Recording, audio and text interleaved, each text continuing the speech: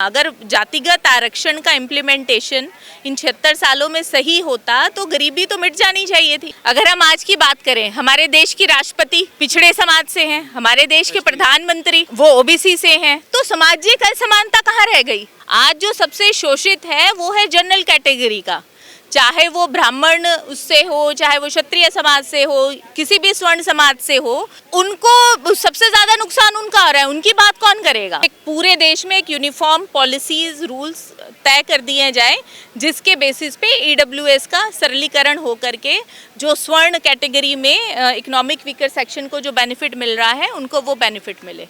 अब आप प्रधानमंत्री राष्ट्रपति पद से आगे आप क्या अचीव करेंगे? वहां तक तो आप पहुंच चुके हैं। पूरे देश में एक तरीके की पॉलिसी लगा दी जाए, क्योंकि अब आप देखिए ईडब्ल्यूएस में अलग अलग हर राज्यों में अलग अलग क्राइटेरिया है, तो उसको compete करने में ही जहाँ पे बच्चों को ज़रूरत है वहाँ पे उनको बेनिफिट ही नहीं मिल पाता। उनके बच्चे ऐसे अपने गवर्नमेंट जॉब में या फिर कहीं पे जाएं तो वो उनके परिवारों की आर्थिक स्थिति जो ऑलरेडी एक मजबूत उसमें आ चुकी है, तो ऐसे लोगों को आरक्षण नहीं मिलना चाहिए। इसी को लेकर के हमारी याचिका है। नमस्कार दोस्तों, मेरे साथ बात करने के लिए सुप्रीम कोर्ट की सीनियर एडवोकेट रीना इंसिक जी, और वो एक याचिका लाई है और याचिका बहुत महत्वपूर्ण है। आज़ादी के 70-75 सालों के बाद भी गरीब है, चाहे वो SC ST OBC कैटेगरी का ही क्यों ना हो। आरक्षण मिल चुका है लेकिन उसकी दशा में तब्दीली नहीं है। इसी बात को लेकर इन्होंने याचिका दायर की है सुप्रीम कोर्ट में। सुप्रीम कोर्ट ने उनको स्वीकार भी किया, केंद्र सरकार से जवाब भी मांगा और संशोधन करने की बात कही है। आपकी याचिका है कि सबसे पहले गरीब चाहे SC का हो, OBC का हो या ST का, लेकिन इस पर कई लोग विरोध भी कर रहे हैं, बोले कि हम नहीं चाहते। लेकिन आपकी याचिका क्या है जो अमूल रूप से इन लोगों की दशा में बदलाव ला सकती है? देखिए, हमारी याचिका ये है कि जातिगत आरक्षण का लाभ उसको मिले जहाँ पे जिस आदमी को उसकी सबसे ज्यादा जरूरत है। अब जो ऑलरेडी सरकारी नौकरी लेकर के बैठा हुआ है और जातिगत आरक्षण के SC ST OBC के रिजर्वेशन कोटे से आया हुआ है, तो उन परिवारों को उससे अलग रखा जाए, उन परिवारों को आरक्षण का लाभ मिलना बंद हो जाए। दूसरा, हमने एक मैकेनिज्म प्रस्तुत किया था सरकार को कोर्ट के माध्यम से, जिसकी जो याचिका है वो लास्ट ईयर ही कोर्ट ने स्वीकार कर ली थी। और इसमें हमने मैकेनिज्म ये दिया है कि भाई देखिए, अगर कोटे के अंदर n नंबर ऑफ सीट्स हैं, चाहे वो सरकारी नौकरी में है या फिर कहीं कॉलेजेस यूनिवर्सिटीज के एडमिशन में है, और जो उम्मीदवार एलिजिबिलिटी के क्राइटेरिया को पूरा कर रहे हैं तो उनका सिलेक्शन हो जिनकी जो इनकम है वो सबसे कम है। तो हमने ये मैकेनिज्म प्रस्तुत किया है कि आप लोएस्ट इनकम से सिलेक्ट करते चले जाइए और फिर ऐसे आप अपनी सीटों को भरिए। आप ऐसा मतलब नहीं आप कि कोटा बदलवाना नहीं चाहती, जितना जिसको कोटा मिल रहा है जिस जाति को मिलता रहे, लेकिन उस जाति के गरीब को प्राथमिकता दी जाए। बिल्कुल, हमारा इसमें यही कहना है कि भाई जो गरीब है, क्योंकि अब आप देखिए कि सरकार आज भी 85 करोड़ लोगों को फ्री में राशन दे रही है। ऐसी क्या जरूरत है? देश की जो जनसंख्या है वो करीबन लगभग आज की डेट में 150 करोड़ है। 150 करोड़ में से आप 85 करोड़ लोगों को फ्री में राशन दे रहे हो, कहाँ से ये पैसा आ रहा है? ये पैसा अगर कहीं और खर्च हो। दूसरा कारण क्या है? क्योंकि देश में अभी भी गरीबी है। जब आप 75 साल से आरक्षण दे रहे हैं, जाति के आधार पे दे रहे हैं, तो अभी तक कहीं तो कुछ फेलियर है ना। तो ये जा कहाँ रहा है वो आरक्षण? अगर ये महत्वपूर्ण सवाल भी है, उसी चीज को हमने हिट किया। देखिए, जो 25 साल पहले IAS बन गए, चाहे वो SC ST OBC कोटे से जरूरत है। अगर कोई यूनिवर्सिटी का वाइस चांसलर है, SC ST कोटे से है, तो उनके परिवार को, उनके बच्चों को आरक्षण की क्या जरूरत है? तो जब उनके बच्चे ऐसे अपने गवर्नमेंट जॉब में या फिर कहीं पे जाएं तो वो उनके परिवारों की आर्थिक स्थिति जो ऑलरेडी एक मजबूत उसमें आ चुकी है, तो ऐसे लोगों को आरक्षण नहीं मिलना चाहिए। इसी को लेकर के हमारी याचिका है। और दूसरा इसमें कि जैसे मैंने पहले बताया कि एक जो मैकेनिज्म है, आप सीटों को भरिए सबसे पहले जिसकी इनकम है उसके हिसाब से। और अब जिस तरीके से डिजिटाइज्ड है, आधार पैन लिंक है, तो वो अब वो वैसी स्थिति नहीं है कि जो 20 साल पहले थी कि आप एक फर्जी दस्तावेज बना करके आर्थिक आधार पे कोई किसी चीज का बेनिफिट ले सकते हैं, क्योंकि अब हर चीज पूरी ट्रांसपेरेंट है। कई लोग SC समाज के ही, यहाँ तक कि रेलवे की कर्मचारी यूनियन भी आपकी याचिका के विरोध में सुप्रीम कोर्ट आपको अप्रोच किया है? हाँ जी, तो आज उनकी तरफ से इंटरवेंशन एप्लीकेशन हुई है, तो दाखिल हुई है, जिसे माननीय सर्वोच्च न्यायालय ने मान लिया है। हालांकि चीफ जस्टिस ने इस पे काफ़ी अपनी आपत्ति जताई और उन्हें कहा भी कि आप खुद क्लास 4 के हैं और जो क्लास 4 का जो सरकारी मुलाजिम है वो सबसे लोएस्ट इनकम में होता है और आपको तो इस चीज़ का सपोर्ट करना चाहिए, आप विरोध क्यों कर रहे हैं? अच्छा, सीजीआई ने बोला ये सीजीआई ने बोला कि आपको तो इसका सपोर्ट करना चाहिए, ये तो गरीबों के लिए और आप इसका विरोध कर रहे हैं। हालांकि यानी अगर आप देखें तो सीजीआई भी कहीं ना कहीं इसको लेकर भाई मानसिक रूप से सहमत तो है कि गरीब को हक नहीं मिल रहा। देखिए, ये क्योंकि ये सोशल फ्लॉ है, सामाजिक फ्लॉ है। 1950 से हमारा संविधान लागू है, आज 76वें साल में है संविधान के। संविधान ने जब आरक्षण का दिया, जातिगत आरक्षण का, वो इसीलिए दिया कि आप पहले आर्थिक रूप से मजबूत होइए। अब जब देश में 150 करोड़ की जनसंख्या में से 85 करोड़ लोगों को अगर फ्री में राशन दिया जा रहा है, तो आप इससे स्थिति लगा लीजिए कि अब गरीबी किस लेवल पे है। तो गरीबों के लिए तो जो टूल्स मैकेनिज्म होना चाहिए वो तो अभी तक नहीं हुआ। अगर जातिगत आरक्षण का इम्प्लीमेंटेशन इन 76 सालों में सही होता तो गरीबी तो मिट जानी चाहिए थी। गरीबी क्यों रहती?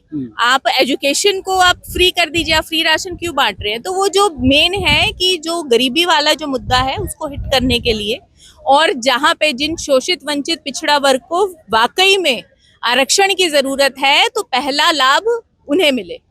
अच्छा, कई लोग ये कहते हैं कि आरक्षण आर्थिक रूप से नहीं दिया, जैसे इस तरह की आरक्षण पर जब भी बात होती है तो कई लोग कहते हैं कि नहीं, ये सामाजिक रूप से दिया जा रहा है, सामाजिक रूप से समानता का अधिकार नहीं, आरक्षण का आर्थिक मतलब नहीं है, सामाजिक बराबरी का मतलब है। देखिए, ये सिर्फ एक बनाया हुआ सिस्टम है।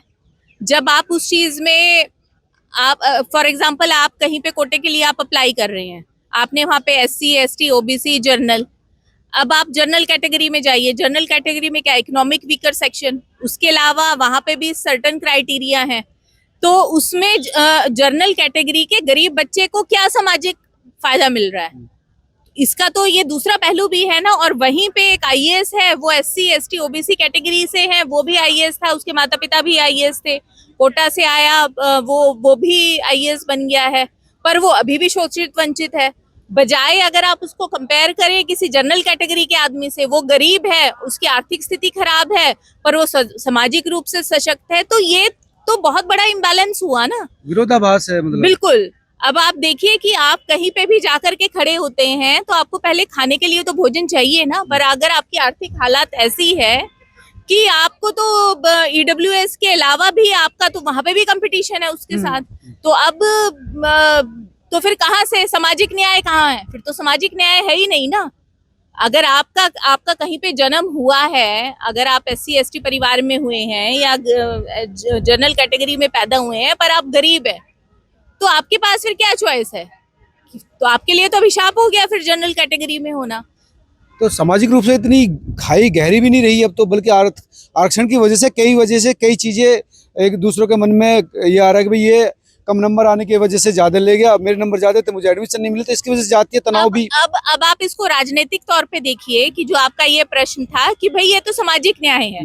अगर हम आज की बात करें, हमारे देश की राष्ट्रपति पिछड़े समाज से हैं, हमारे देश के प्रधानमंत्री OBC से, वो OBC से हैं, तो सामाजिक असमानता कहाँ रह गई? आप तो आज शीर्ष पदों पे बैठे हैं। तो अगर हम लोकसभा अध्यक्ष आप देख लीजिए जी, तो कहाँ पे असमानता कहाँ रह गई? आप तो बिल्कुल शीर्ष पदों पे हैं, महिला होते हुए और इतने पिछड़े उससे आते हुए, तो आपको तो देश के संविधान ने अपॉर्चुनिटी दे दिया।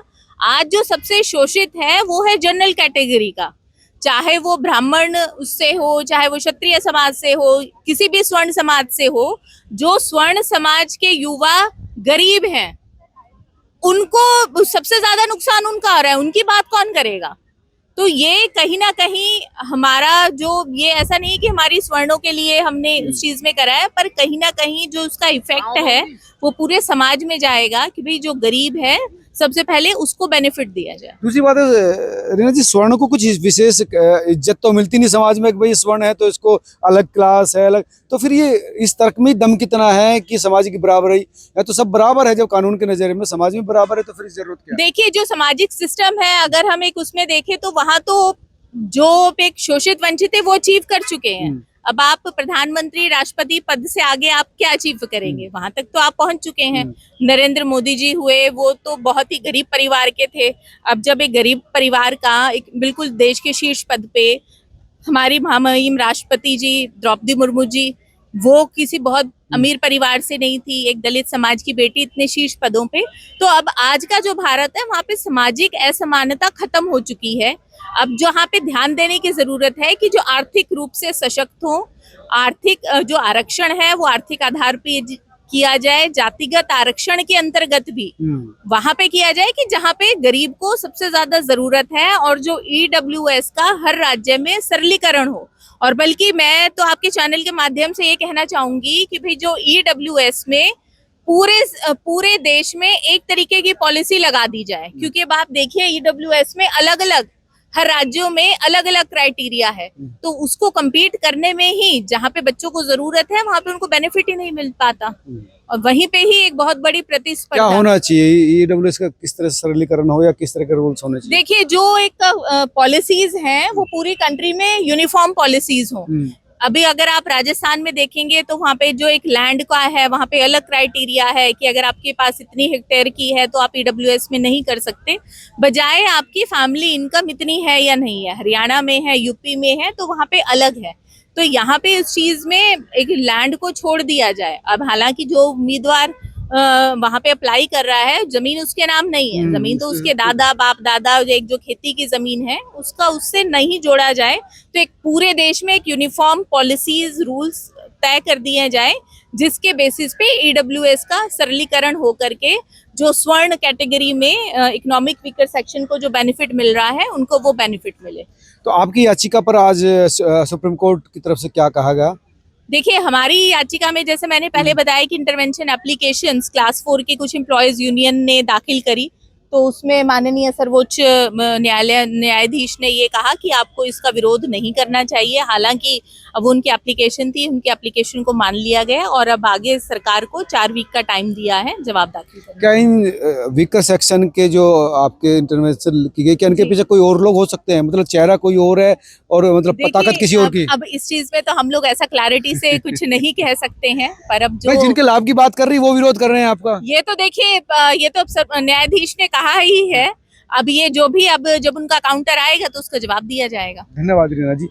रीना सिंह सुप्रीम कोर्ट के तमाम जो ऐसे मुद्दे उठाती रहे जो समाज की भलाई के लिए हो, और ये मुद्दा भी SC ST OBC के उन लोगों के लिए बहुत ही महत्वपूर्ण होने वाला है जो गांव में रहते हैं, जिनका आर्थिक रूप से कमजोर बैकग्राउंड रहा हो और जिन्होंने कभी आरक्षण का लाभ नहीं लिया। तो इनका कहना यही है कि भी उनको आरक्षण का लाभ मिलना चाहिए ना, जिन्होंने नहीं लिया, जो आज भी गरीब है, जो IAS बन गया है, जो मिनिस्टर बन गया है, उसका बेटा क्यों आरक्षण का लाभ ले? आप तो हम लोग क्या सोचते हैं? अगर तमाम लोग इससे सहमत है, चाहे वो SC ST OBC ग्रुप का हो या जनरल का, शेयर जरूर कीजिए वीडियो को, ताकि गाँव का गरीब भी मूल जो धारा है देश की उससे जुड़ सके। नमस्कार।